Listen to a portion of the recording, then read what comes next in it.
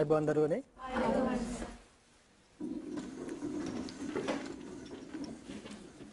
අද අපි සාකච්ඡා කිරීමට බලාපොරොත්තු වෙන්නේ ලෝක කෘෂිකර්මාන්තය හා තාක්ෂණය කියන මාතෘකාව.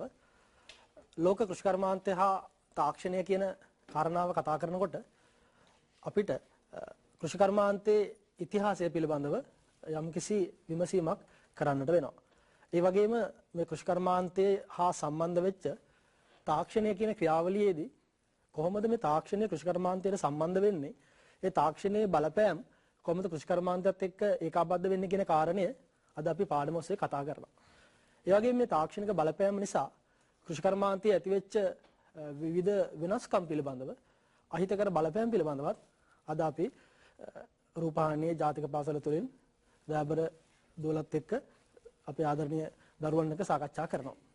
අපි මුලින්ම කෘෂිකර්මාන්තයේ ඉතිහාසය පිළිබඳව පොඩ්ඩක් විමසලා බලමු.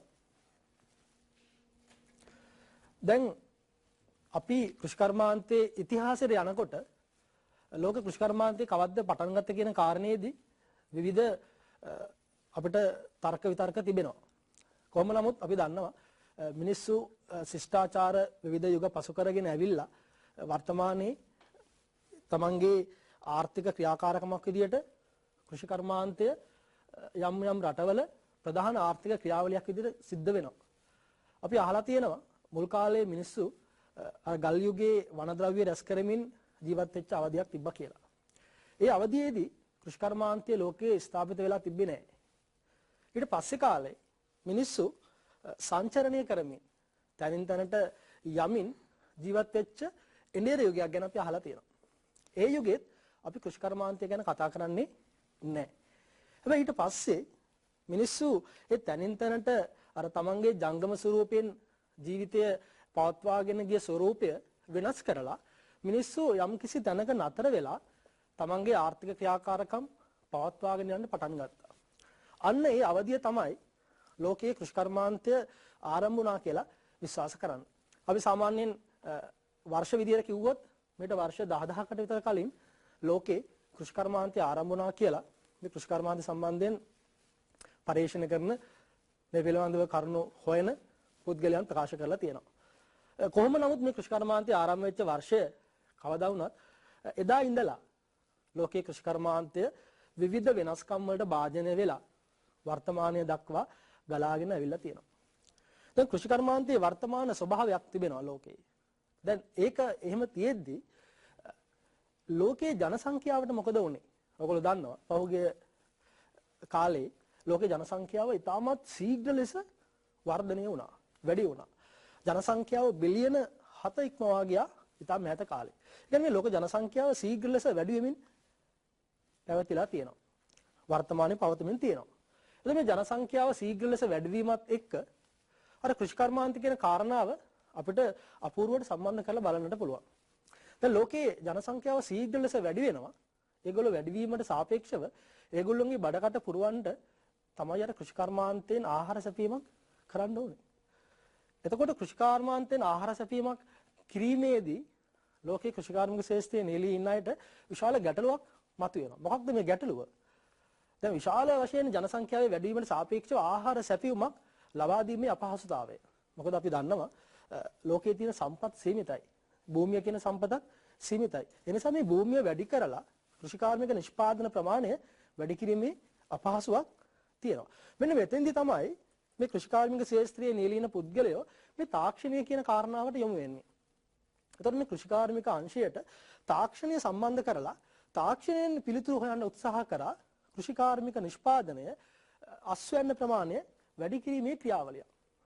අන්න ඒකේ ප්‍රතිඵලයක් විදිහට තමයි වර්තමානයේ මේ තාක්ෂණය කියන කාරණේ කෘෂිකර්මාන්තයත් එක්ක සම්බන්ධ වෙන්නේ.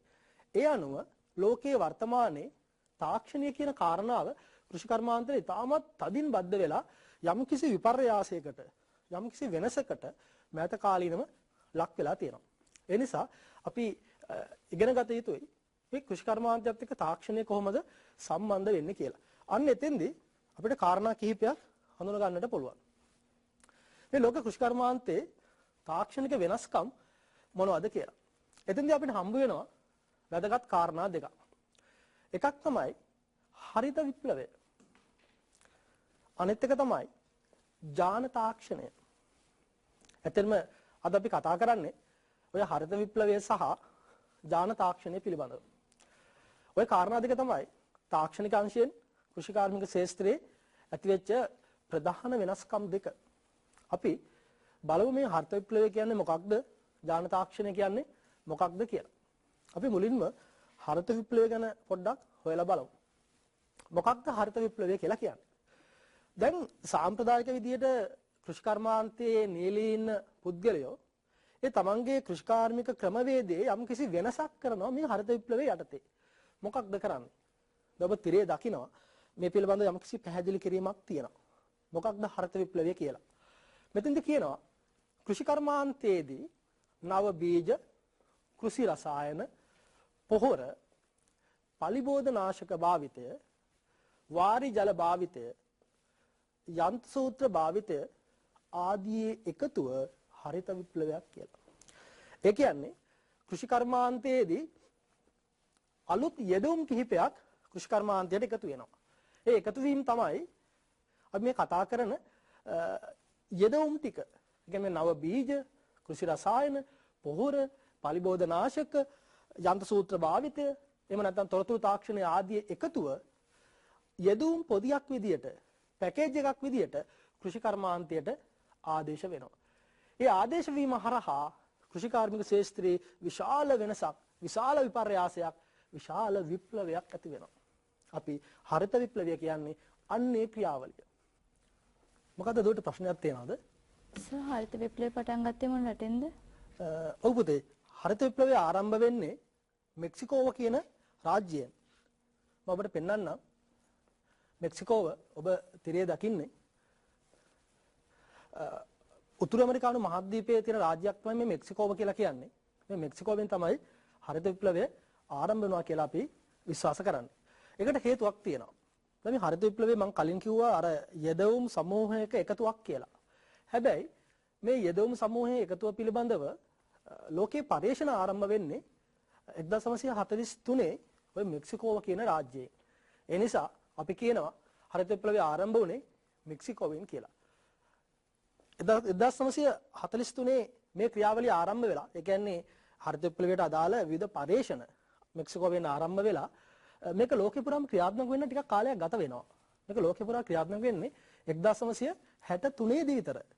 1963 දී විතර තමයි ලෝකෙ පුරා රටවල මේ හරිත විප්ලවය තුර හඳුන්වා දීපු යෙදවුම් භාවිතා කරන්නට පටන් ගන්නෙ. ඒ නිසා 1960 දශකයට පස්සේ ලෝකේ බොහෝ රටවල් මේ හරිත විප්ලවය විසින් හඳුන්වා දීපු යෙදවුම් පොදිය තමන්ගේ රටේ කෘෂිකාර්මික ශාස්ත්‍රයට ආදේශ කරගෙන ගලපගෙන තමන්ගේ රටේ කෘෂිකාර්මික ශාස්ත්‍රයේ යම් කිසි වෙනසක් සිද්ධ කරනවා. අපි බලමු මේ වෙනස්කම් මොනවද කියලා. හරිත විප්ලවය තුල අපිට වැදගත් වන අංශ දෙකක් තියෙනවා.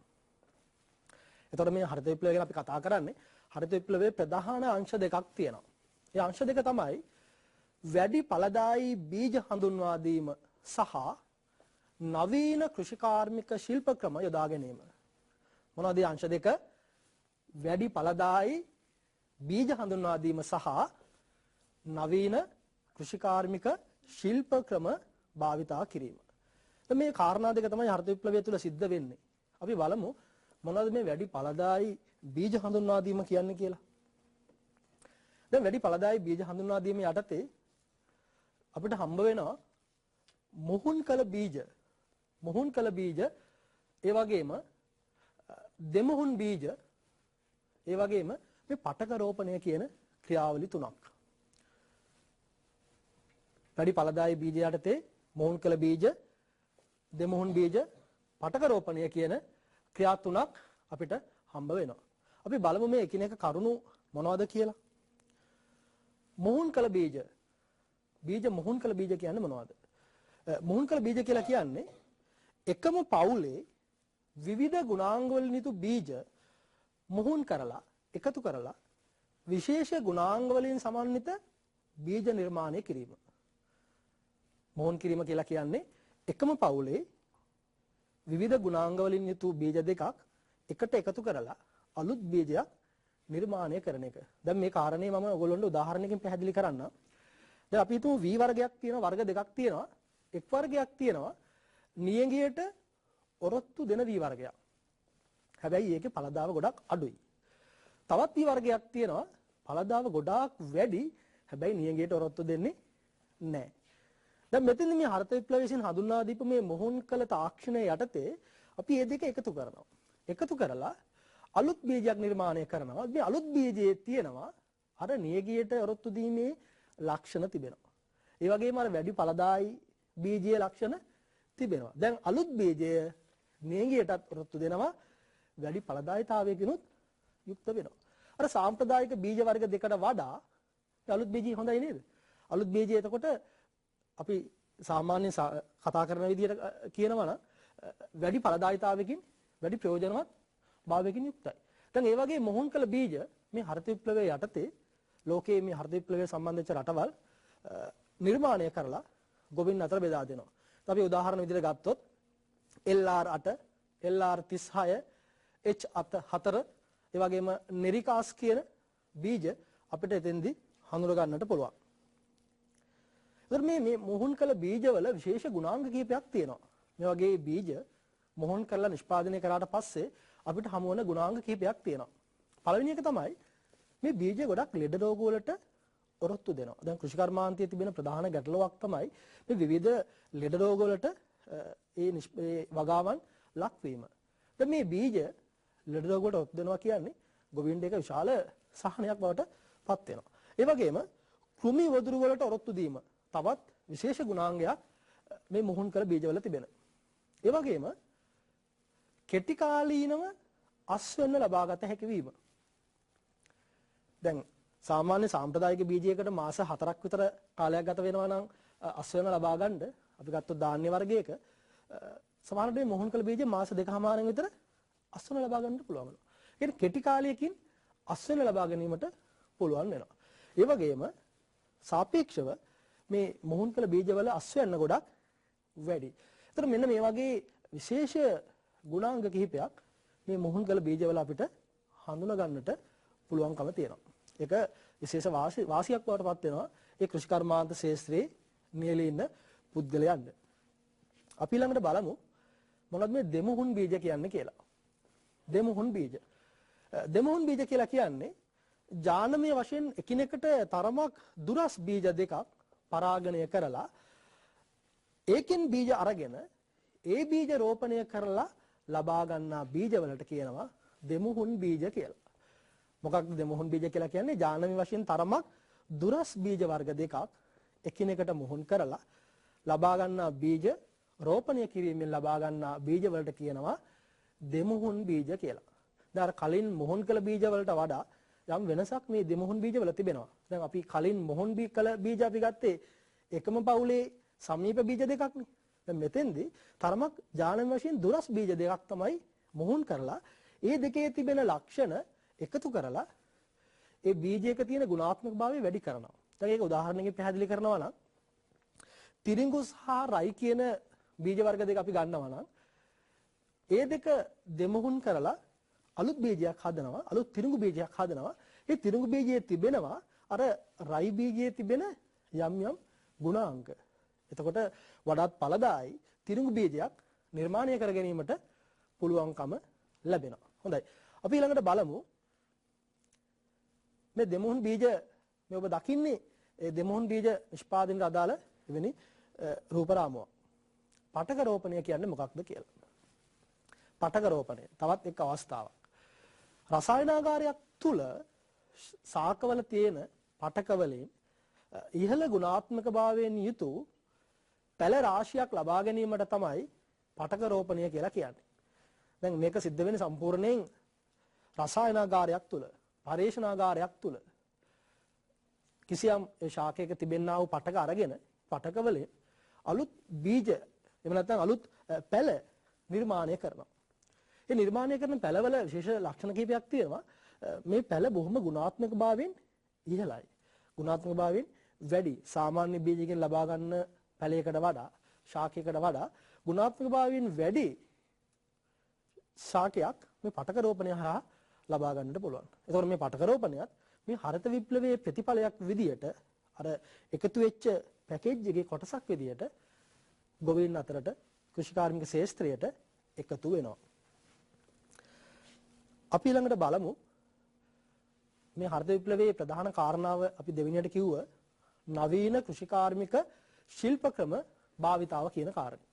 මේ නවීන කෘෂිකාර්මික ශිල්ප ක්‍රමත් ඔන්න දැන් හරිත විප්ලවයේ යටතේ කෘෂි ශාස්ත්‍රයට එකතු වෙනවා. මේ යටතේ යන්ත්‍ර භාවිතාව, කෘත්‍රිම පොහොර භාවිතාව, කෘමිනාශක, වල්නාශක, දිලීරනාශක වගේ දේවල් භාවිතාව, ඒ වගේම කෘෂිකර්මාන්තය සඳහා තොරතුරු තාක්ෂණ භාවිතාව, වාරි ජල සම්පාදනය වගේ කරුණු රාශියක් මේ කෘෂිකාර්මික ශිල්ප ක්‍රම යටතේ ගොවිතැනට කෘෂිකාර්මික ශාස්ත්‍රයට ආදේශ වෙනවා. අපි ඒ කරුණු එකින් එක විමසලා බලමු. මොකක්ද යන්ත්‍ර භාවිතය කියන්නේ කියලා. දැන් කෘෂිකාර්මික ශාස්ත්‍රයේ මේ හරිත විප්ලවය විසින් හඳුන්වා දෙනවා සාම්ප්‍රදායික විදියට මිනිසුන් කරන කෘෂිකර්මාන්තයෙන් බැහැර වෙලා මිනිසුන්ගේ කෘෂිකාර්මික ශාස්ත්‍රයේ ඵලදායීතාවය ශීඝ්‍ර ලෙස වැඩි කර ගන්නට පුළුවන් කියලා මේ යන්ත්‍ර භාවිතා කරලා. ඒතකොට විවිධ කටයුතු වෙනුවෙන් කෘෂිකාර්මික ශාස්ත්‍රයේ යන්ත්‍ර භාවිතා වෙනවා. ඔබ මේ දකින්නේ භූමිය සකස් කිරීම. දැන් සාම්ප්‍රදායික විදියට භූමිය සකස් කරනවට වඩා වෙනස් ආකාරයකින් ඊටමත් කාර්යක්ෂමව කෙටි කාලයකින් විශාල භූමියක් පහසුවෙන් සකස් කර ගන්නට පුළුවන් මෙන්න මෙවැනි යන්ත්‍ර භාවිතා කරලා. ඇත්තටම ලංකාව වගේ රටවල් වල සාපේක්ෂව මෙවැනි යන්ත්‍ර නැති වුණාට ලෝකේ බොහෝ කෘෂිකාර්මික ශාස්ත්‍රයේ දියුණු රටවල මේ හරිත විප්ලවයේ ප්‍රතිඵලයක් විදියට මේ කෘෂි ශාස්ත්‍රය, වගා ශාස්ත්‍රය සකස් කර ගැනීමට මෙවැනි යන්ත්‍ර භාවිතා කරනවා. ඒ නිසා අඩු ශ්‍රමිකයන් ප්‍රමාණයකින් විශාල භූමියක් කාර්යක්ෂමව කෙටි කාලයකින් සකස් කර ගැනීමේ හැකියාව මේ නිසා නිර්මාණය වෙලා තියෙනවා. ඒ වගේම කෘෂි රසායන යෙදීම සඳහා යන්ත්‍ර භාවිතා කරනවා. සාම්ප්‍රදායික විදියට ශ්‍රමය පාවිච්චි කරන වෙනුවට එක් පුද්ගලයෙකුගේ ශ්‍රමයෙන් විශාල ශාස්ත්‍රයක මෙවැනි යෙදීමක් කරන්නට පුළුවන් කෘෂි රසායන යෙදීමක්. ඔබ මේ දකින්නේ තවත් ඒ අපූර්ව දර්ශනයක්. දැන් අතරම ලංකාවේ අපිට නම් මේක තරමක් ආගන්තුකයි. මේ ඔබ දකින්නේ ඇමරිකා එක්සත් ජනපදයේ විශාල තිරිඟු යායකට කෘෂි රසායන යොදන දර්ශනයක්. දැන් මේ නවීන යන්ත්‍ර භාවිත යටතේ මොකක්ද මේ නවීන යන්ත්‍රය? අහස් යත්‍රා නැත්නම් ප්ලේන් එකකින් තමයි බෙහෙත් දාන්නේ. ඒ කියන්නේ විශාල කෘෂි ශාස්ත්‍රයට ඒ බෙහෙත් ඉසීම කරන්නේ මෙවැනි යානාවලින්. ඒතර ඔබට පේනවා කොච්චර දියුණු තාක්ෂණයක් කෘෂිකාර්මික ශාස්ත්‍රයට මේ හරිත විප්ලවය විසින් ආදේශ කරලා තියෙනවාද කියලා. එතකොට හෙක්ටයාර දහස් ගණනක විශාල තිරිඟු යායකට කෙටි කාලයක් තුල සමහර විට දැන් මේ හෙක්ටයාර දහස් ගණනක විශාල කෘෂි ශාස්ත්‍රයේ වැඩ කරන එකම එක සේවකයයි. ඒ ගුවන් යානය පදවන පුද්ගලයා විතරයි. එයා තමයි යානය පදවගෙන කෘෂි ශාස්ත්‍රය හරහා ගමන් කිරීමෙන් ඒ කෘෂි ශාස්ත්‍රයට අදාළ බෙහෙත් ඉබේම ඉසීම කරනවා.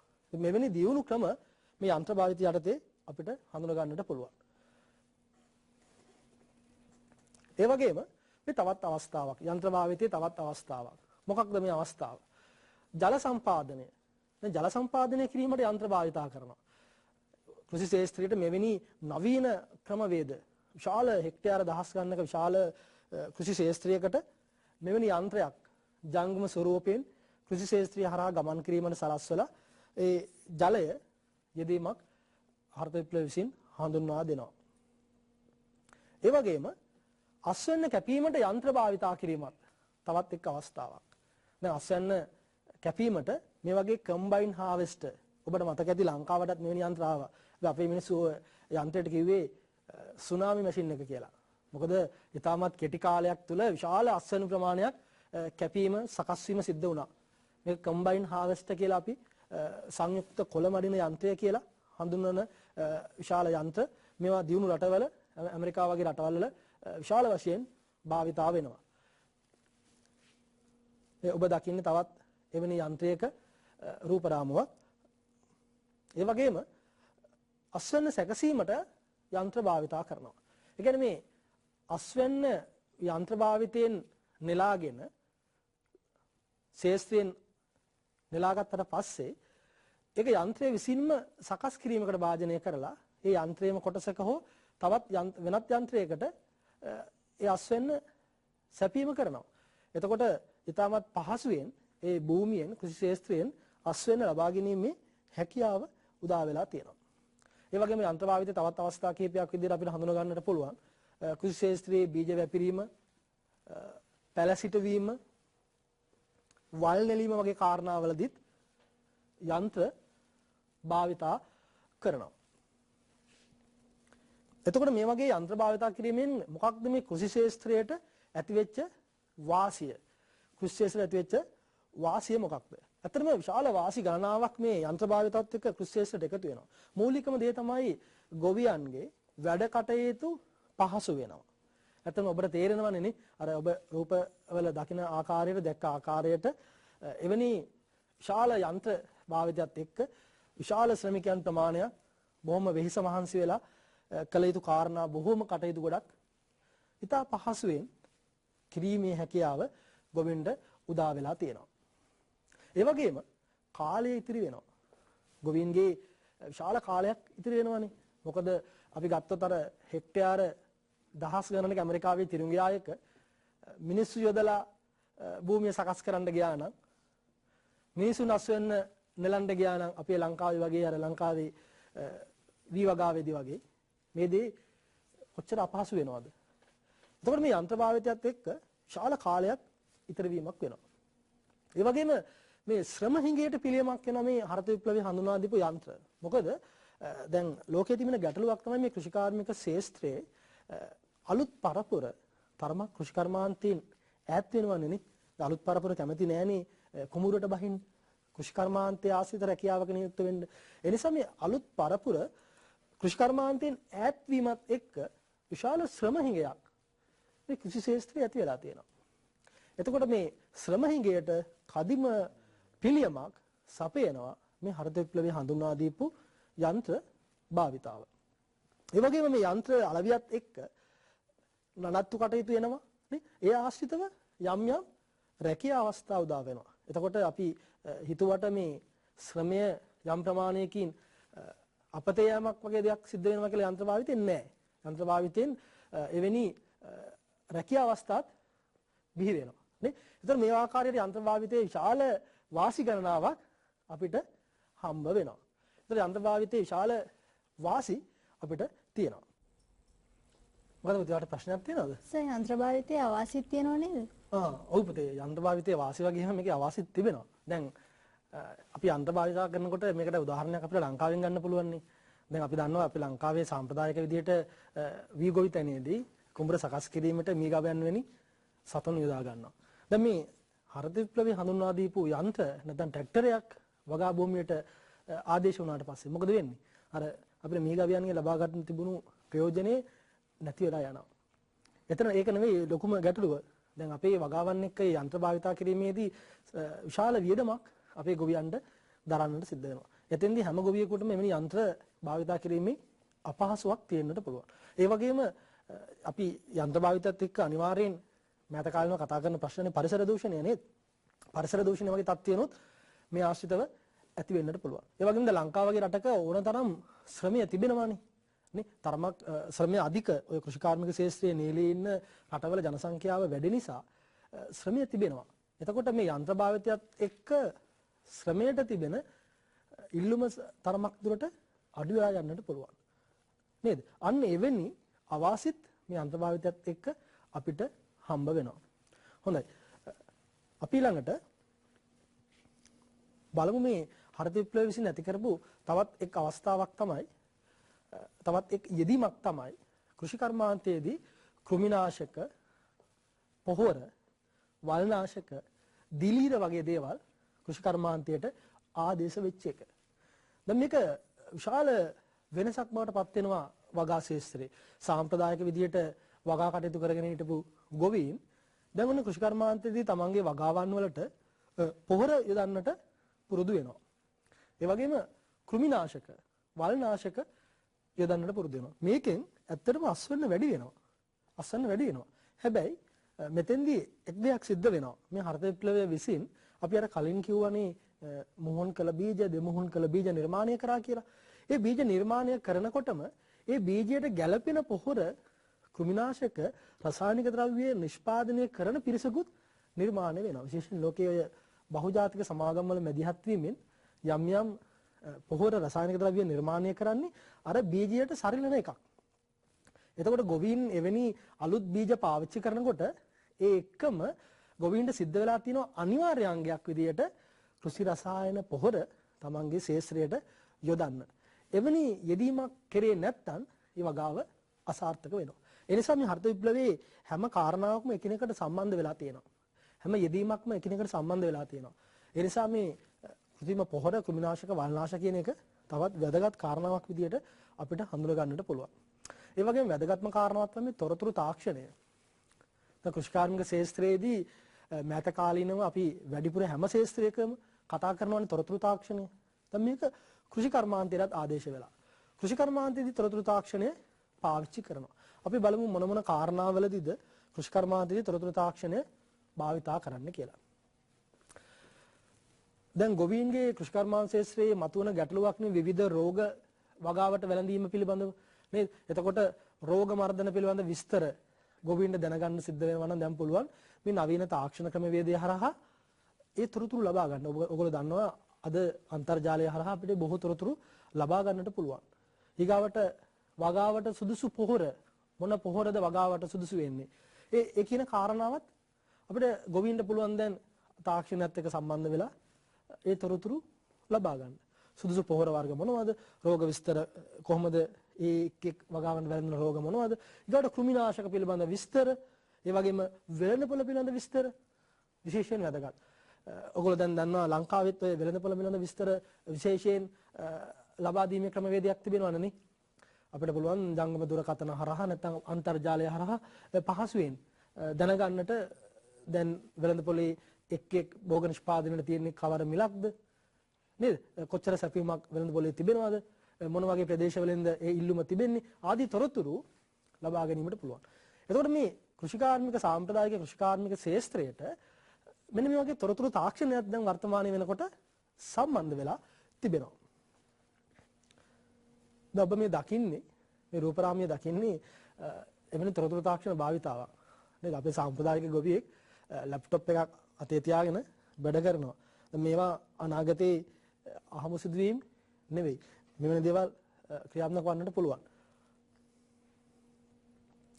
එතකොට අපි බලමු දරුවනි හරිත විප්ලවය විසින් ඇති කරපු හිතකර ප්‍රතිඵල මොනවද කියලා.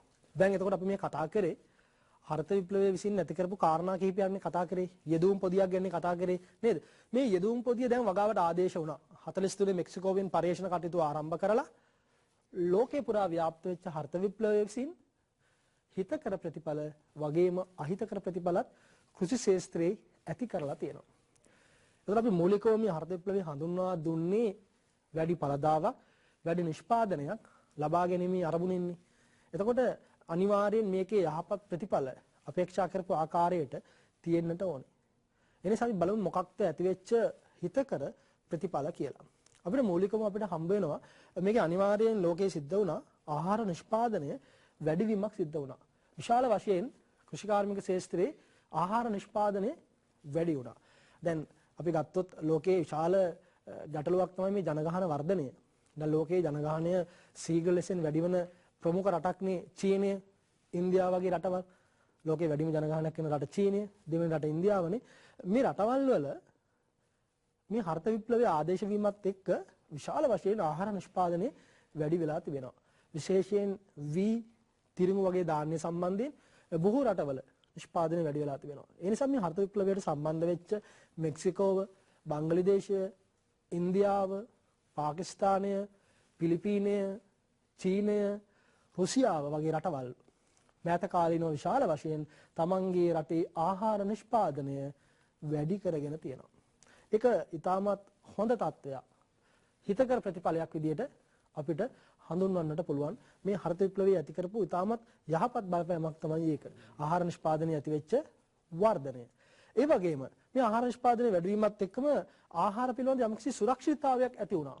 මොකද මේ ආහාර පිළිබඳ සුරක්ෂිතතාවය. දැන් ආහාර කියන එක ලොකු ප්‍රශ්නයක්. දැන් ලෝකේ ජනගහනය ඉතා ශීඝ්‍රයෙන් වර්ධනය වෙනවා. අපි මේ කතා කරන මොහොතෙත් ජන සංඛ්‍යාවට අලුතින් විශාල ප්‍රමාණයක් එකතු වෙනවා. විශාල ප්‍රමාණයක් එකතු වෙනවා. එතකොට මේ ආහාර ලබා දීම කියන්නේ විශාල ලොකු ගැටලුවක් බවට පත් වෙලා තිබෙනවා. ඒ නිසා මේ දුප්පත් රටවල් විශේෂයෙන්ම අප්‍රිකානු වගේ රටවල් වලට ආසියාවේ බොහෝ රටවල් වලට තමන්ගේ රටේ තියෙන ඒ ආර්ථික හැකියාවනොත් එක්ක ආහාර පිළිබඳ ලොකු බියක් අර්බුදයක් පිළිබඳව යම්කිසි සැකයක් තිබෙනවා. දැන් මේ ආර්ථික විප්ලවය විසින් ඇති කරපු මේ වෙනස නිසා ඇතිවෙච්ච ආහාර නිෂ්පාදනය වැඩිවීම නිසා ඇත්තට මේ ආහාර සුරක්ෂිතභාවය පිළිබඳව ආහාර පිළිබඳ යම්කිසි විශ්වාසනීය තත්ත්වයක් ඇතිවීම පිළිබඳව යම්කිසි හිතකර මට්ටමේ ප්‍රතිඵලයක් ලෝකේ නිර්මාණය වෙනවා. ඒ වගේම අපි දන්නවා සාගින්න කියන කාරණාව. දැන් සාගින්න කියන එක අප්‍රිකානු වගේ රටවල් වලට ඉතා දැඩිව දැනෙන ප්‍රශ්නයක්. මිනිසුන්ට ළමයින්ට කන්ට නැතුව මිනිස්සු මිය යනවා. දරුවන් මිය යනවා ආහාර නැතුව. සාගින්න විශාල අර්බුදයක්. ජනගහනය හැම මොහොතින් මොහොත වැඩි වෙනකොට වැඩි වෙනවා කියන්නේ බක්ති ගානක් අලුතෙන් ලෝක කෘෂිකාර්මික ශාස්ත්‍රයේ එකතු වෙන්න ඕනේ. එළියට දාන්න ඕනේ.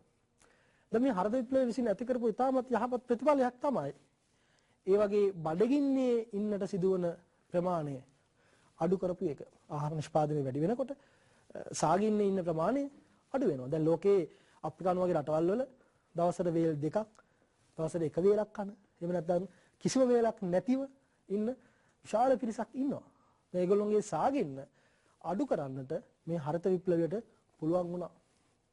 ඒ වගේම තවත් ප්‍රතිඵලයක් තමයි මේ ගොවීන්ගේ ආදායම සම්බන්ධයෙන් ඇති වෙච්ච තත්ත්වය. දැන් හරිත විප්ලවයේ විසින් නිෂ්පාදනය වැඩි කරනකොට අනිවාර්යෙන් ගොවියන්ට තමන්ගේ නිෂ්පාදන අලෙවි කිරීමෙන් ලබන්න පුළුවන් ආදායම අනිවාර්යෙන් වැඩි වෙනවානේ. ඒතර ගොවීන්ගේ ආදායමත් වැඩි වීමක් සිද්ධ වෙනවා. මේ වගේ හිතකර ප්‍රතිඵල රාශියක් හරිත විප්ලවය විසින් නිර්මාණය කරනවා. ඒතර හරිත විප්ලවය හොඳයි. හරිත විප්ලවයේ අපේක්ෂිත අරමුණු යම් ප්‍රමාණයකට සිද්ධ වෙනවා. ආහාර පිළිබඳව බලාපොරොත්තු වන්න තිබ්බේ. ආහාර නිෂ්පාදනය වැඩි කරන්න මේ හරිත විප්ලවයේ කෘෂිකාර්මික ශාස්ත්‍රයට ආදේශ කරේ. එතකොට ආහාර නිෂ්පාදනය වැඩි වෙනවා. තවත් හොඳ ප්‍රතිඵල තිබෙනවා. හැබැයි මේ හරිත විප්ලවය විසින් ඇති කරපු අහිතකර ප්‍රතිඵලත් රාශියක් අපිට හඳුනා ගන්නට පුළුවන්. අපි බලමු මොනවද හරිත විප්ලවය විසින් ඇති කරපු අහිතකර ප්‍රතිඵල කියලා. පළවෙනිම එක තමයි කෘමිනාශක වල්නාශක පොහොර භාවිතා කිරීමෙන් පරිසරයේ දූෂණය වෙච්ච එක. දැන් අධික විදියට කෘෂිකාර්මික ශාස්ත්‍රයට කෘමිනාශක වල්නාශක පොහොර යොදන්න පටන් ගත්තට පස්සේ ජලගෝලය, වායුගෝලය, ගොඩබිම දූෂණය වුණා. පරිසරයේ යම්කිසි අසමතුලිතතාවයක් නිර්මාණය කරා. අපි සලකනවා විශාල පාරිසරික ගැටලු ඇති කරා කියලා මේ හරිත විප්ලවය විසින්. දැන් ඔබ දන්නවා ලංකාවේ පවා ඔය හරිත විප්ලවය ආදේශ වුණාට පස්සේ කෘමිනාශක පොහොර භාවිතයේ පිළිබඳව විවිධ මතිමතාන්තර කතිකා තිබෙනවා. විශේෂයෙන් ගොවීන්ගේ විවිධ රෝග පිළිබඳව කතා වෙනවා. වකුගඩු අර්බුද ගැන කතා කරනවා. ඇතම් විද්වතුන් ප්‍රකාශ කරනවා මේ හරිත විප්ලවයේ අයහපත් ප්‍රතිඵල තමයි මේ එළියට එන්නේ කියලා. මේ වගේ විවිධ ගැටලු මේ හරිත විප්ලවය විසින් නිර්මාණය කරලා තිබෙනවා.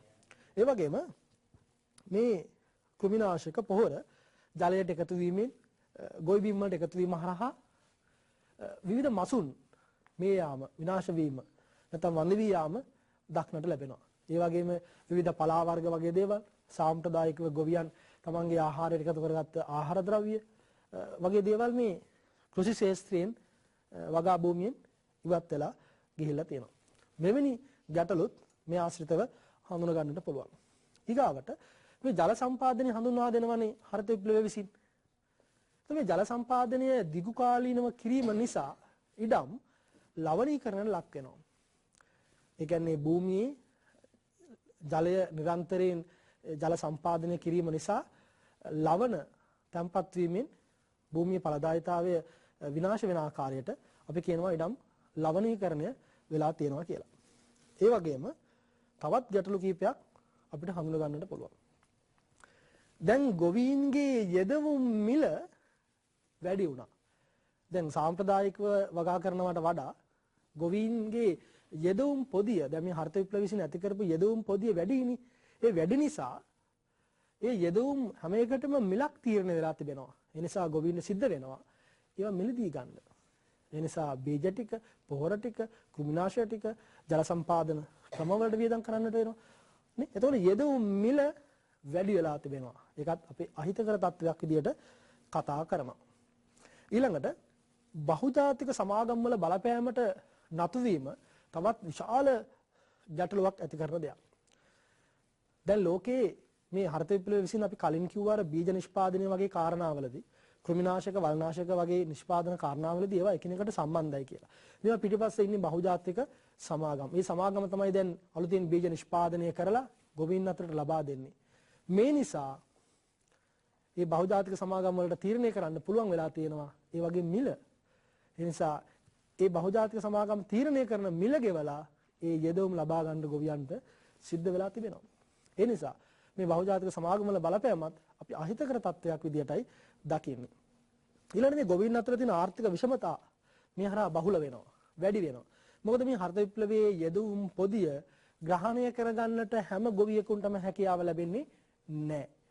ආර්ථික හැකියාවක් තිබෙන ගොවීන් හරිත විප්ලවයේ ප්‍රතිඵල ග්‍රහණය කරගනිද්දී ඒක ග්‍රහණය කරගන්න බැරි ගොවියන් මේ කෘෂි ශාස්ත්‍රයෙන් එළියට තල්ලු වෙලා යනවා. එහෙම නැත්නම් කෘෂි කර්මාන්තයේ ඒ ප්‍රතිඵල ලබා ගැනීමට නොහැකි පිරිසක් බවට පත් වෙනවා. මේ නිසා මොකද වෙන්නේ? කෘෂි කර්මාන්තික ශාස්ත්‍රයේ නිලී ඉන්න ගොවීන්ගේ ආදායම අතර යම්කිසි විෂමතාවයක් නිර්මාණය වෙනවා. හැකියාව තියෙන අය හරිත විප්ලවයේ යෙදවුම් ටික අරගෙන ඒකේ ප්‍රතිඵල භුක්ති විඳලා තමන්ගේ ආදායම වැඩි කරගනිද්දී හරිත විප්ලවය ග්‍රහණය කරගන්නට බැරි පිරිස් ඒගොල්ලොන්ගේ ආදායම අඩු වෙලා ඒගොල්ලෝ අර කෘෂි ශාස්ත්‍රයේ නිලී ඉන්න අය පිරිස අතර පහළට තල්ලු වෙලා යනවා. එතකොට ගොවීන් අතර ආදායම් විෂමතාවයක් නිර්මාණය වෙලා තිබෙනවා මේ හරිත විප්ලවයේ විසින්. සාම්ප්‍රදායික ගොවීන්ද තමන්ගේ ගොවිතැන දැන් සාම්ප්‍රදායික විදිහට තවදුරටත් පවත්වාගෙන යන්න බෑ. මොකද අලුත් යෙදුම් පොදියක් තියෙනවා. මේක ග්‍රහණය කරගන්න වෙනවා. ඒතකොට මේ ග්‍රහණය කරගත්ත පිරිස් එකෙන් ලාභ ලබද්දී ග්‍රහණය කරගන්න බැරි පිරිස් ඒ විදිහට ආර්ථික වශයෙන් පහළට පසුබැසීමක් සිද්ධ වෙනවා. මේ වෙනි අවාසිදායක තත්ත්වයන් තිබෙනවා. ඊළඟට ගොවියන් ණයගැතියන් බවටත් පත්වීමක් මේ හරහා සිද්ධ වෙනවා. මොකද මේ යෙදුම් ටික දැන් සල්ලි වලට ගන්න එපයි. බිත්තර වේ ටික සල්ලි වලට ගන්න ඕනේ. භූමිය සකස් කරන යන්ත්‍ර සල්ලි වලට ගන්න ඕනේ. ඊට ඒ වෙනුවෙන් කෘමිනාශක වල්නාශක පොහොර යොදා ගන්නට ඕනේ. ජල සම්පාදන ක්‍රම මෙලට ගන්න ඕනේ. නේද? අස්වැන්න කැපීමට යන්ත්‍ර සමහරට දැන් ලබා ගන්න ඕනේ. අස්වැන්න ප්‍රවාහණයට යන්ත්‍ර ගන්න ඕනේ. විශාල කාරණා කිහිප වෙනුවෙන් මුදල් වැය කරන්නට සිද්ධ වෙලා තිබෙනවා. මේ නිසා ගොවියන් ණයගැතියන් බවට පත් වෙලා තිබෙනවා. ඊළඟට අපි කතා කරනවා මේ හරිත විප්ලවයේ තිබෙන මේ ගැටලු නිසාම ලෝකයට හඳුන්වා දෙනවා තවත් තාක්ෂණික ක්‍රමවේදයක්. අපි මුලින් කිව්ව විදිහට ඒ ක්‍රමවේදය අපි කියනවා ජාන තාක්ෂණය කියලා.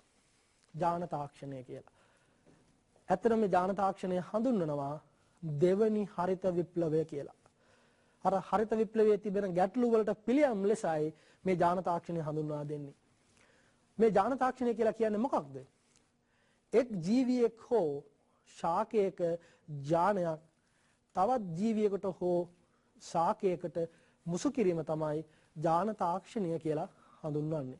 මේ ජාන තාක්ෂණය හරිත විප්ලවය විසින් ඇති කරපු ගැටලු වලට විසඳුමක් විදියටයි ලෝකයට හඳුන්වා දෙන්නේ.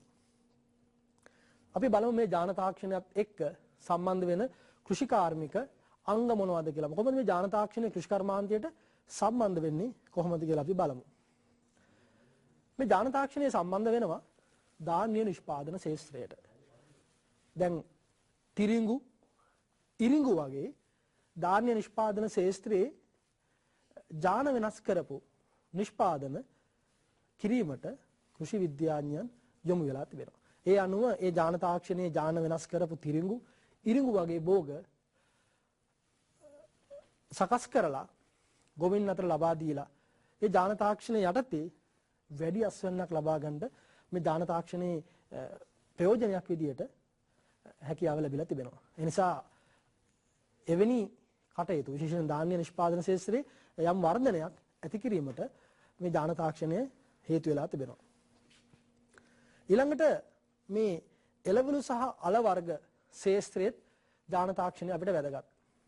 විශේෂයෙන් ඔය බෝංචි වර්ග, කැරට්, වගේ එළවලු සම්බන්ධයෙන් විශේෂයෙන් අර්ථාපල් වගේ අල සම්බන්ධයෙන් ওই ඥාන තාක්ෂණය ගොඩක් සම්බන්ධ වෙනවා. විශේෂයෙන් ඥාන වෙනස් කරපු අර්ථාපල් අද නිෂ්පාදනය වෙනවා. වෙළඳ පොලේ තිබෙනවා. ඒ වාගේ ඇත්තටම යම්කිසි ඵලදායීතාවයේ වැඩි මේ ඥාන වෙනස් කිරීම හරහා පුළුවන් වෙලා තිබෙනවා. ඒ බෝංචි වෙන්න පුළුවන්, කැරට් වෙන්න පුළුවන්. ඒ වගේ එළවලු වර්ගවල ඵලදායීතාවය වැඩි කරගන්නට. අන්න ඒකයි ඥාන තාක්ෂණය එතෙන්දී ආදේශ වීමක් කරලා තියෙන්නේ. ඊළඟට මේ ඥාන තාක්ෂණය සම්බන්ධ වෙනවා පළතුරු නිෂ්පාදන ශාස්ත්‍රයට. විශේෂයෙන් කෙසෙල්, ඇපල් වගේ පළතුරු දැන් තිබෙනවා ඥාන වෙනස් කරපු පළතුරු, කෙසෙල්. මොකක්ද මේ ඥාන කියන්නේ? මේ ඥානයක් කියලා කියන්නේ ස්වභාවිකව නිර්මාණය වෙච්ච සංයුතියක්. ස්වභාවික දෙයක්. මේ ඥාන වෙනස් කරලා ඒ ස්වභාවිකව ස්වභාධර්මයේ විසින් නිර්මාණය කරන පළතුරක්, පැපොල් ගෙඩියක්. දැන් විද්‍යාඥයන්ට පුළුවන් මේ ඥාන එහෙම කරලා වෙනස් කරලා මුහු කරලා අලුත් පළතුරු නිෂ්පාදනය කරන්න. දැන් මේකේ ප්‍රතිඵල තිබෙනවා. හිතකර තත්ත්වයන් තිබෙනවා. දැන් උදාහරණයක් විදිහට එළවලු සම්බන්ධයෙන්, එළවලු සම්බන්ධයෙන් දැන් මෑත කාලීනව ලංකාවේ ඇති වුණා විශාල අර්බුදයක් මේ කූඩ භාවිතා කිරීම පිළිබඳව. දැන් පළතුරු එළවලු වල තියෙන ගැටලුවක් තමයි පසු අස්වැනු නාස්තිය. ඒ කියන්නේ අස්වැන වෙළඳපොළ කරා ගෙන යනකොට සිදුවන නාස්තිය. අපි සාමාන්‍යයෙන් සලකන ලංකාවේ එළවලු වලින් 100 පළතුරු වලින් 30ක් විතර නාස්ති වෙනවා කියලා ඒ විදිහට. දැන් මේ නාස්ති වෙන්න එක හේතුවක් තමයි මේ පළතුරු ගෙඩියේ තියෙන සුමට බව. දැන් මේ ඥාන වෙනස් කරලා තිබෙනවා, ඥාන තාක්ෂණය විසින් හඳුන්වා දීලා තිබෙනවා පැපොල් ගෙඩියේ ඝනකම ටිකක් වැඩි විදිහට පැපොල් ගෙඩිය නිර්මාණය කරලා තියෙනවා. ඒ නිසා මේ පැපොල් ගෙඩිය ඉක්මනින් තැලෙන්නේ නැහැ. අනිත් පැපොල් වගේ තැලෙන්නේ නැහැ. පොඩි වෙන්නේ නැහැ. ඉක්මනින් ඉදෙන්නේ නැහැ. ඒතර මොකද වෙන්නේ? මේ පළතුරු වැඩි කාලයක් තියාගන්න පුළුවන් වෙලා තියෙනවා. මේ පළතුරු පසුඅස්වනු නාස්තිය අවම කරගන්න පුළුවන් වෙලා තිබෙනවා. ඒ නිසා මේ කෘෂිකාර්මික ශාස්ත්‍රයේ යම්කිසි වෙනසක් වටිනාකමක් මේ ඥාන තාක්ෂණය විසින් පළතුරු වලට ලබා දීලා තිබෙනවා. ඒ වගේම සත්ව නිෂ්පාදන ශාස්ත්‍රයේ මේ ඥාන තාක්ෂණය විහිදී යනවා. විශේෂයෙන් කිරි, මස් නිෂ්පාදනය සම්බන්ධයෙන් ඥාන තාක්ෂණය සම්බන්ධ වෙලා තියෙනවා. ඥාන වෙනස් කරපු ගවයන්ගෙන් වැඩි කිරි ප්‍රමාණයක් ලබා ගන්න පුළුවන් ආකාරයට ඒ සතුන්ගේ ඥාන වෙනස් කරලා තිබෙනවා වර්තමානයේ වෙන විට.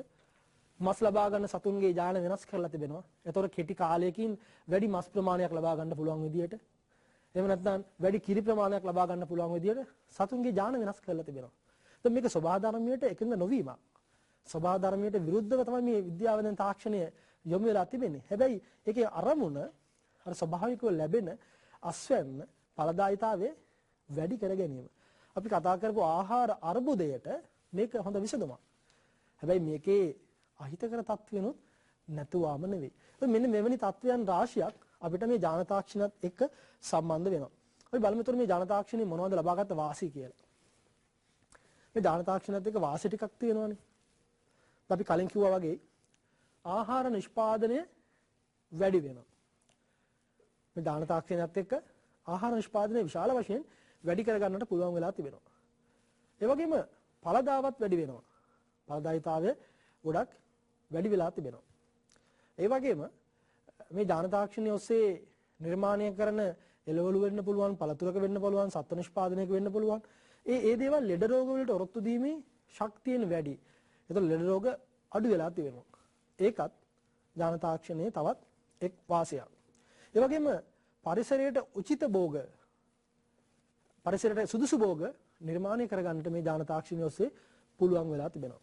ඒ වගේම අපතේ යාම්, අපි අර කලින් කිව්වා වගේ අපතේ යාම් අඩු කරගන්නට මේ ඥාන තාක්ෂණය ඔස්සේ පුළුවන්කම ලැබිලා තියෙනවා. ඉතින් මෙවැනි වාසි රාශියක් මේ ඥාන තාක්ෂණය නිසා මේ කෘෂිකාර්මික ශාස්ත්‍රයට, ලෝක කෘෂිකර්මයන්ට ලැබිලා තියෙනවා.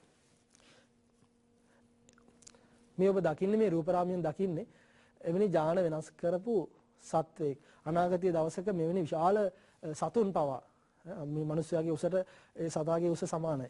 මෙවැනි විශාල සතෙක් ඥාන තාක්ෂණය ඔස්සේ නිර්මාණය කරන්නට බැරි නෑ. මෙවැනි වෙනසක් ස්වභාධර්මයට විරුද්ධව යාමක් ඥාන තාක්ෂණය ඔස්සේ සිද්ධ වෙනවා. අරමුණ වැඩි ආහාර නිෂ්පාදනයක් සිද්ධ කිරීම. හැබැයි ඥාන තාක්ෂණයේ අවාසි ටිකක් තියෙනවා. අපි කිව්වා මේක ස්වභාධර්මයට විරුද්ධව යාමක් කියලා. දැන් ස්වභාවිකව නිර්මාණය වෙච්ච මිනිස් සිරුරට මේ ඥාන ඔස්සේ ඥාන වෙනස් කරපු ආහාර අහිත කරවන්නට පුළුවන්. දැන් ඒ නිසා ලෝකයේ යම් කිසි ප්‍රතික්ෂේප කිරීමක් තිබෙනවා මේ ඥාන වෙනස් කරපු ආහාරවලට. දැන් ඔයගොල්ලෝ දන්නවා සමහරක් ආහාර ද්‍රව්‍ය වෙළඳපොළට ලබා ගන්න ගියාට පස්සේ ඒ වාගේ සඳහන් වෙලා තිබෙනවා ඥාන වෙනස් කර නොමත කියලා. ඔබ දැකලා ඇති. ඒ කියන්නේ ඥාන වෙනස් කරපු ආහාරවලට මිනිස්සු විරෝධතාවයක් දක්වනවා. ඒ වගේම විවිධ පරීක්ෂකයෝ හොයාගෙන තිබෙනවා විවිධ ලෙඩ රෝග වැළඳීමට මේ ඥාන වෙනස් කිරීම හේතු වෙනවා කියලා. ඒ නිසා මේක අවාසියක් විදිහට අපි සැලකනවා විවිධ ලෙඩ රෝග වැළඳීම. ඒ වගේම හිතකර කෘමීන් වර්ග විනාශ වීමත් මේ ඥාන තාක්ෂණයේ තවත් අවාසියක් විදිහට හඳුන්වනවා. ඒ වගේම අලුත් වල් පැලෑටි බිහි වෙන්න පුළුවන්. මේ ඥාන වෙනස් කිරීම හරහා අලුත් ශාක නිර්මාණය කරනවා වගේම මේ පරිසරයට මේ සෝබා දහමට අලුත් වල් පැලෑටි සමහර විට මිනිසුන්ට කරදරකාරී වල් පැලෑටි අලුතෙන් බිහි වෙන්නත් පුළුවන්. අන්න ඒකත් අවාසියක්. ඊළඟට ජෛව විවිධත්වය විනාශ වීමත් මේ ඥාන තාක්ෂණය ඔස්සේ සිද්ධ වෙන අවාසියක් විදිහට අපිට හඳුනා ගන්නට පුළුවන්. ඊළඟට වැදගත් තවත් කාරණාවක් සාම්ප්‍රදායික බීජ අභාවයට යාම. අලුත් බීජ නිර්මාණය වීම හරහා සාම්ප්‍රදායික බීජ අභාවයට යාමත් සිද්ධ වෙන්නට පුළුවන්. මෙන්න මේ ආකාරයට දරුණී අපිට ඥාන තාක්ෂණයේ අවාසි රාශියක් හඳුනා ගන්නට පුළුවන්. ඒ නිසා දැන් ඔබට පැහැදිලි කෘෂිකාර්මික ශාස්ත්‍රයේ මේ තාක්ෂණය සම්බන්ධ වුණා. අපි කතා කරා හරිත විප්ලවය ගැන. අපි කතා කරා ඥාන තාක්ෂණය ගැන. අපි කතා කරා මේ හරිත විප්ලවය නිසා ඥාන තාක්ෂණය නිසා ආහාර නිෂ්පාදන ශාස්ත්‍රයේ විශාල පිපිදීමක් වැඩිවීමක් ඇති වුණා. මේකේ ප්‍රයෝජන රාශියක් තිබෙනවා. හැබැයි මේකේ අවාසිත් අපි ගොඩක් හඳුනාගත්තා. මෙන්න මේ ආකාරයට අපිට කෘෂිකර්මාන්තය තාක්ෂණය කියන මාතෘකාව ඔස්සේ අපිට කරුණු සාකච්ඡා කරන්නට පුළුවන්. ඒ නිසා අද අපි ඉගෙනගත්ත විෂය කරුණු ආශ්‍රිතව මම ඔයගොල්ලෝ දාබර දරුවන්ට පුංචි ප්‍රශ්නයක් ඉදිරිපත් කරනවා. ඔබට මම ඉදිරිපත් කරන ප්‍රශ්නය තමයි ලෝක කෘෂිකර්මාන්තයේ මෑත කාලීන වෙනස් වීම කෙරෙහි හරිත විප්ලවයේ බලපෑම සාකච්ඡා කරන්න. ප්‍රශ්නය තමයි ලෝක කෘෂිකර්මාන්තයේ මෑත කාලීන වෙනස් වීම කෙරෙහි හරිත විප්ලවයේ බලපෑම සාකච්ඡා කරන්න.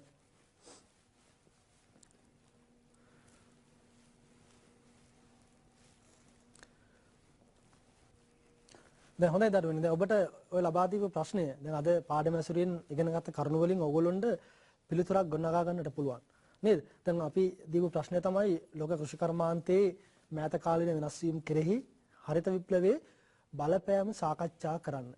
දැන් ඔයගොල්ලොන්ට මෙතෙන්දී සිද්ධ වෙනවා දරුවනේ මේ වගේ ප්‍රශ්නයක් ඔයගොල්ලෝ විභාගයට ආවට පස්සේ මේ ප්‍රශ්නේ හොඳින් තේරුම් ගන්න ඕනේ. අපි ප්‍රශ්නේ නැවත වරක් කියවමු බලන්න හැමෝම. ලෝක කෘෂිකර්මාන්තයේ මෑත කාලීන වෙනස් වීම කෙරෙහි හරිත විප්ලවයේ බලපෑම සාකච්ඡා කරන්න. දැන් හරිත විප්ලවයේ බලපෑම සාකච්ඡා කරන්න ඕනේ මේ ලෝක කෘෂිකර්මාන්තයේ මෑත කාලීන වෙනස් වීම කෙරෙහි කොහොමද බලපෑවි කියලා.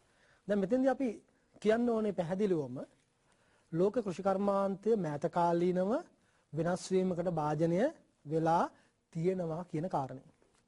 පුළුවන් නේද ඔයගොල්ලන්ට ඒ කාරණේ කියන්න? අපි දන්නවා සාම්ප්‍රදායික විදියට තියෙන කෘෂිකර්මාන්තය අපි කෙටියෙන් විස්තර කරනවා. සාම්ප්‍රදායික විදියට මෙන්න මේ ආකාරයට කෘෂිකර්මාන්තය සිද්ධ වුණා. දැන් මෑත කාලීනව කෘෂිකාර්මික ශාස්ත්‍රයේ ලෝකයේ බොහෝ රටවල යම් යම් වෙනස්කම් සිද්ධ වෙලා තිබෙනවා. ඒ වෙනස්කම් වීමට එක හේතුවක් තමයි ලෝකයේ ජනගහනය වැඩිවීම. ජනගහනය වැඩිවීම නිසා කෘෂිකාර්මික ශාස්ත්‍රයේ ආහාර නිෂ්පාදනයට තියෙන අධික ඉල්ලුම ඒ නිසා කෘෂිකාර්මික ශාස්ත්‍රයේ විශාල සැපීමක් කරන්නට වෙලා තිබෙනවා. හැබැයි භූමිය සීමිත නිසා භූමිය වැඩි කරන්නට බැරි වෙලා තිබෙනවා. ඒ නිසා මේ තාක්ෂණික කාරණාවකින් මේ ලෝක කෘෂිකාර්මික ඉල්ලුම සම්පූර්ණ කරන්න යම්කිසි සැපීමක් කරන්නට වෙලා තිබෙනවා. ඒ නිසා අන්න එතෙන්ට ආදේශ වෙනවා හරිත විප්ලවය. ඒතර හරිත විප්ලවය කොයි විදියටද කෘෂිකාර්මික ශාස්ත්‍රයේ වෙනස්කම් ඇති කරේ කියලා අපි අර කලින් කතා කරපු හරිත විප්ලවයේ තිබෙන කාරණා ටික විස්තර කරන්න ඕනේ. අපි කියවනේ හරිත විප්ලවය විසින් වැඩි ඵලදායී බීජ වර්ග හඳුන්වා දුන්නා. ඊළඟට නවීන ශිල්ප ක්‍රම හඳුන්වා දුන්නා කියන කාරණා නේද? අන්නේ කාරණා දෙක මෙතෙන්දී සවිස්තරාත්මකව ඔයගොල්ලෝ අපි අර ඉගෙනගත්ත කරුණු ඔස්සේ විස්තර කරන්න ඕනේ කොහොමද මේ හරිත විප්ලවය ඇති කරපු වෙනස විසින් කෘෂිකාර්මික ශාස්ත්‍රයේ ඇති වුණ වෙනස කියලා. එතෙන්දී අපිට කියන්න පුළුවන් කෘෂිකාර්මික ශාස්ත්‍රයේ වෙනස්කම් සිද්ධ වුණා සාමාන්‍ය සැකැස්මි භූමියේ සැකැස්ම කියන කාරණාව දැන් අපි ගත්තොත් සරල උදාහරණයකින් සාමාන්‍ය මිනිස්සෙක් කුමර සකස් කරන වෙනකොට දැන් යන්ත්‍රයක් පාවිච්චි වෙලා තිබෙනවා නේ. මෙන්න මේ ආකාරයට කෘෂි ශාස්ත්‍රයේ ඉඳලා අස්වැන්න කැපීම ඉඳලා අස්වැන්න වෙළඳපොළට ගෙන යාම ක්‍රියාවලිය දක්වා සියලුම කටයුතු මේ හර්තපිල විසින් වෙනස්කමක් කරා කියන කාරණේ තමයි අපි මේ ප්‍රශ්නෙට පිළිතුරක් විදියට ගොඩනගා ගන්නට ඕනේ. මම දැන් දයාබර දරුවන්ට ඉගෙනගත්ත කරුණු වලින් ඒ පිළිතුර ගොඩනගා ගන්නට පුළුවන් වෙයි කියලා මම විශ්වාස කරනවා. එහෙනම් අද දවසේ අපි ඉගෙනගත්ත දැනුම ඔයගොල්ලොන්ට විභාග වෙනුවෙන් උපකාරී වේවායි මම ප්‍රාර්ථනා කරනවා. අපි තවත් දවසක මෙවැනි වැඩසටහනකින් හමු වෙමු. ආයුබෝවන්.